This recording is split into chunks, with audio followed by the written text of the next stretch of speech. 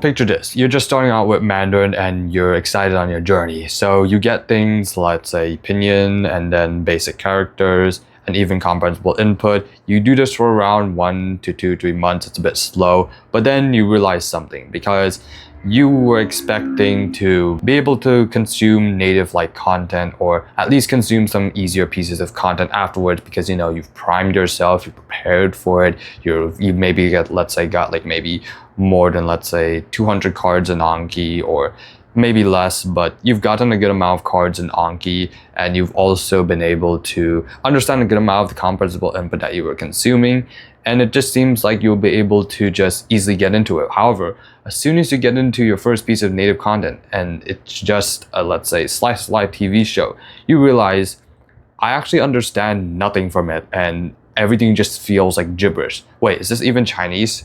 And that's something that almost every immersion learner themselves has experienced, where after studying and even just consuming very basic content for a while, you will hit a wall where you're not going to be able to consume native like content for some time, because there is a difference between of what of course you studied and of course the intuition that you need to build in order to do so.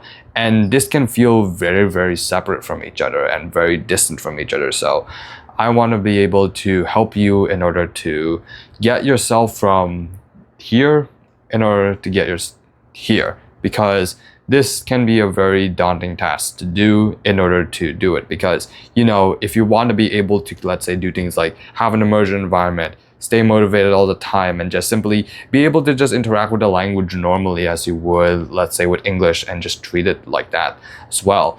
You know that you want to get into native media and you really want to be able to, let's say, learn from it, but it just seems so far and distant now. So I'm Viral and I have been learning Mandarin for around 2 years, and also 14 years in total if you count the 12 years of classes that I took. You may be about to expect me rambling about how taking 12 years of classes was useless to me, but let me go tell you a little bit less of an extreme example. My friend. So I was in high school, cafeteria, just waiting for the swim team because of attendance and because it was exam season, so we don't have any sort of practice at the moment. And then what happened was that my friend, came over to me. I was like watching Detective Conan, and then I was like, "Oh, you want to go watch it with me?" He's like, "Okay, but I think it's gonna be too fast." So I let him listen to it, and of course the intro plays like, "What it means is should go." And then what happened next is that when, of course, I let him watch for, let's say, the first 3 seconds. I kid you not, let's say 3 seconds where, of course, Shinichi, talks about himself. What happened next is that he was like, you know what? He's like, oh no, this is way too fast. It's like way too fast for me. Keep in mind, he has already been studying Mandarin for around 1 year with me in this classroom. And this classroom was also which also had a lot of heritage speakers and also people that also did dual enrollment along with the normal just Chinese class. They were on the 4 highest level. And he couldn't even understand the intro of Detective Conan. Of course, it's not like, Detective Conan, the intro is not going to be any slow. And of course, it could be a little bit hard for even some natives to understand. But it really goes to show that just because you study or like do really, really easy things doesn't mean you'll be able to just magically say, just do this and then just be able to suddenly be able to understand native content like this, for example. Just me talking at a very fast rate at the same level as English. Now, of course, the dilemma, which is you've just studied a lot and you right now are just certainly in a controlled word environment is what I'd like to call it, is that you're right now in a very controlled environment. Everything just works out as it goes. You just study things, you just, let's say, do your Anki. It's very easy to memorize. A lot of the input given to you is very, very slow and doesn't really. Sometimes some pieces of content will try to follow natural speech patterns. Let's say they just try to speak normally to you. But many times, most beginner content, they'll say something like, 大家好, like that, very, very slowly. Of course, this isn't a bad thing, and it could be a very good way just early on to solidify the things you've learned and gain some of the basic vocabulary and grammar that you need and also need to use eventually before you hop into the next level. But you're right now what's in a controlled environment. It's way too controlled. It's, let's say, right now at the zoo, we haven't gotten into the wild where, let's say, how, animals actually interact in the wild, because native speech doesn't really work just as simply as just like being able to just like read something out, because native speakers, including, let's say, English right now, we say things very, very quickly. We don't just like, pause every single word every single time. We say things, we jumble things up, we mess things up, we conserve energy, because that's how human languages work. Same thing that goes with Chinese as well. Things that just seem to be easy at first, they're not going to be as easy, because there's going to be things like environmental factors, all these things. I can go over a tangent on just like how listening to native media is hard, or even, let's say, reading a book, because when you're going to read a book, there's not going to be always someone that's going to be like talking to you, giving you audio at the same time, or even just simply like pinyin on top of every single word and to just cheat. So, and also, if you are interested in reading, I do have a course in the description where I go more over in order to how to make the transition from just basic reading content in order to, well, native reading content like novels. So if you're interested, go down there. We know the dilemma. We're right now way too controlled in the environment. So how do we also slowly get out of it without just suddenly just like, trying to just throw us out it right into the wild, like no preparation at all. It's like, oh shoot, what am I doing? And definitely you could have some success with it, but of course there are a lot better ways to do so, and we're already in the internet age. We have tools, let's say ASP Player, Yomitan, to help us with mining words. So first of all, let's go talk about what to do first. First of all, you're gonna choose a domain. What's a domain? A domain, in other words, is just a genre of content. Let's say there's a slice of life domain, sports domain, video game domain, or even, let's say, cooking domain, or fantasy domain. You get the point. I'd highly recommend right now, even though you may not like it, is actually first try out the slice of life domain as your first thing if you're unclear of what domain that you want to go into. But if you're very clear on what domain you want to get into, let's say you're very clear that, oh, I want to be able to, let's say, watch, let's say, fantasy novels and such, so I want to get into the fantasy domain right away, right now, and you really, really find that a lot more fun, then go ahead, do that. But if you're unsure, and also if you're just like, okay, then go for slice of life domain first, as that's going to usually contain a lot more of the more useful and most common vocabulary in that space. And right now, what you want to do is simply stick to that one domain right now. Only almost exclusively watch slice of life content, with maybe some exceptions here and there, but stick with just one domain first with all your study material and all your active immersion, because if you try to hop too many domains at right now, what you're going to do is that you're going to confuse yourself. Let's say, oh, I'm going to go, let's say, watch this show, but also I'm going to go watch, let's say, this wuxia thing, and also I'm going to go watch, let's say, this high school drama.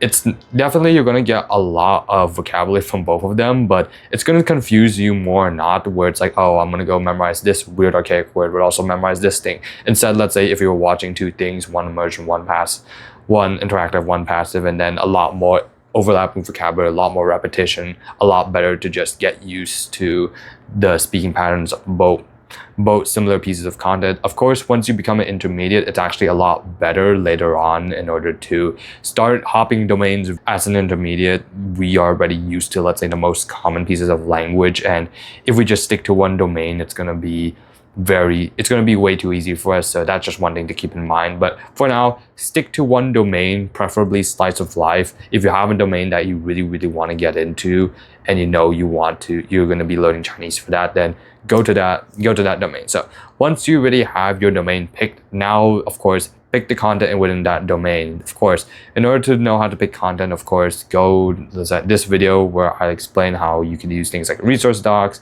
and also things like machine translations in order to find pieces of content as well. I also preferably use something, let's say, like Netflix, and if you have Netflix, and then try to find content, let's say, using this, let's say, language sort thing. And then, of course, you could use a language sort in order to find, languages in, TV shows in your target language a lot easier. Now, I'd recommend right now you find two pieces of content like I mentioned earlier. One you're going to be interacting with, and one you're going to be trying to free flow the best you can. Keep in mind that these two are also going to be active study material, both of them. Even though both of them are intensive, one of them is intensive, one of them is free flow, they're still going to be quote unquote study material. The reason why I categorize this is because you're someone that, even though already isn't a complete beginner and you already know like how basic language works, the thing about it is you're going to be learning. It's that you don't know exactly what you're going to be understanding, and one thing is going to be really like, you're going to be picking out the language, you're going to be like looking up a lot of things. Another one, even though you're not going to be looking a lot of things up, you're still going to have to put a lot of your attention on just trying to understand what is going on and playing things, let's say the noticing game by Refold, where you try to notice words or try to like get low-hanging fruit of like things that you do understand pretty much. It's not going to be easy to just, sit back, relax, watch TV. Instead, you're going to be like, just like, very, very focused on the moment. You're trying to like figure out what's going on, trying to understand it, trying to understand the TV show very, very with a conscious effort. Now that you already got these two pieces of content, now I don't need to tell you what to do with them. Pretty much schedule block in your day where you pretty much are at your computer, and then let's say 30 minutes to 1 hour, you pretty much, let's say, watch, let's say, this piece of content and then do interactive immersion. Then the other piece of content, you go, do it. And of course, after some time, then I'd go on to the third piece of content, which is honestly just the intensive one, but just reused, where I'd recommend you try to get pieces of intense immersion, and then pretty much learn how to condense audio. If you don't know how to condense audio or don't know what that is, well, then it's pretty much getting subtitles and pretty much align them with dialogue so that it cuts out any sort of unnecessary silences in movies or just random, let's say, fight scenes where barely any people talk. And also, if you really can't do this, then I'd still recommend you just like, listen to it. So pretty much, let's say, get the video or download the video, listen to it, let's say in the background, let's say when you're able to, let's say, do some cooking or walking. So what happens is that it pretty much lets you subconsciously review things that you've already studied, so that you can pretty much get this effect where it's like, oh, I'm able to just like, reinforce what I'm learning, and also as well just get more input because I also already know what I'm watching and also understanding as well. So it's going to be a lot more enjoyable in order to get into it. Also, some other miscellaneous tips as well is that if you can as well, if you already existed on this planet for this period of time, then try to find things, if you can, that you've already previously watched in your native language, and see if you can find it in in Mandarin. What's this going to do is that it's going to be a lot more familiar. Let's say we want to watch, let's say, an anime we used to watch in English with English subtitles, but then we find a Mandarin version, so then we go watch the Mandarin version of said piece of content. So it's going to be a lot easier and a lot more relaxing. It's also going to help us understand a lot more of the content instead of just jumping right straight into native content right away. Although, of course, go jump into native content if you really like it, and also it's still a big recommendation to do so, especially when dubs usually tend to be a bit simplified, but it's still something that's a very, very viable, and even the simpler language can be a lot more helpful at your levels since, well, of course, you're still a beginner and we need to get you just to try to like grasp on everything as much as we can. Now, that's the thing about content. Next thing, it's going to be studying. Now, studying is, well, of course, a secondary thing, like it's always going to be. However, studying is still going to be very crucial for this, and the only study thing that I'd recommend right now is, of course, Anki. If you don't know how to set up Anki, like link in the description right there. And what you want to do with Anki is pretty much just go to the whole sentence mining process. Pretty much get that interactive show that you're going to be watching interactively, and pretty much just, mining words for it, just like, mining words for it, putting them in Anki, reviewing it, every day. Of course, right now you don't need to try to look up every single word that you find, and try to usually consolidate usually the words into more useful words, because you're not going to be right now needing to learn the words. Let's say, for example, nuclear energy. I don't know, just made that up. You don't need to learn that word right now. Stick to the things that are a little bit more important and more common to you. Wait until you're intermediate level, until you'll be able to, let's say, mine a lot more of these words, and you'll be able to be a lot more comfortable, since you'll run into a lot more I+1 sentences. Speaking of I+1 sentences, usually the most ideal situation where you look up a word or mine it is that if a sentence usually is everything you can understand it except for usually part of the sentence, usually a vocabulary or usually some sort of grammar thing that you wouldn't know. So that's something I do. Also, if you do find something that is bothering you, or let's say you've just been hearing a lot, then definitely add it to Anki, or at least at the very least look it up. And what you want to do with Anki is pretty much, just focus on 1 to 2 things a day, but also just make those 1 to 2 things like actually something that you will like focus on, or something that you'll just review every day. Well, you will have to review Anki every day after all. So it's just going to do that automated for you. Now, last thing is going to be another very important thing, but it's more mindset based. It's tolerating ambiguity. If you don't know what I just said right there, it's simply just being okay with not understanding, because we are learning a very hard language, objectively very hard language, and it's very, very distant from our native language. Well, usually English or another European language that you may be natively attached to. And even people that are, let's say, Japanese or Korean usually would have a little bit of trouble trying to understand Chinese. But a bit later on is that you need to be okay with just not understanding things, because simply put it, not understanding isn't going to be it's not going to be a bad thing. You may be like, oh, I can't understand this. That means I have to, be able to look up every single word because, the author, meant to put that word. It's like really, really important. No. First of all, there are many other ways you can understand instead of just like constantly looking up things. For example, if you're going to be looking up, let's say, if you're going to look up this word, okay, good. But also as well, you could also try to look at the context and see what's going on, especially if that piece of content that you're going to be immersing in is going to be more or not, well, it's going to be more of the free flow thing that you're going to be doing. That's that you don't need to be constantly looking up every single word. This is also the reason why I highly recommend you pick one piece of hard content. Even though it's going to be something that you don't understand 100%, it's still going to be something that you will try to free flow. And with this free flow, and then when you try to free flow it, you're going to get used to just pretty much not really trying to be so obsessed over the details and just trying to mine out every single piece of thing outside of, let's say, your thing. Because in every one of our native languages, we had learned just to tolerate things that we just don't simply understand. Definitely, there will be a time and place to, let's say, really try to get a piece of text and extract, the meaning of it. That's why I recommended you to have an intensive piece of content. But there are also times where you just sit back, relax, and you don't really need to stress about just like, oh, I don't understand this thing, because this is going to be something that you will also come across many times, even in the intermediate stage, where you're like, yeah, I know, because, I'm really good at, watching pieces of content. I'm like, good. You're going to get humbled. And it's like, as soon as, let's say, for example, you start to turn off subtitles, it's like, wait a minute, what the heck? I can't understand, but just all this, I really like that.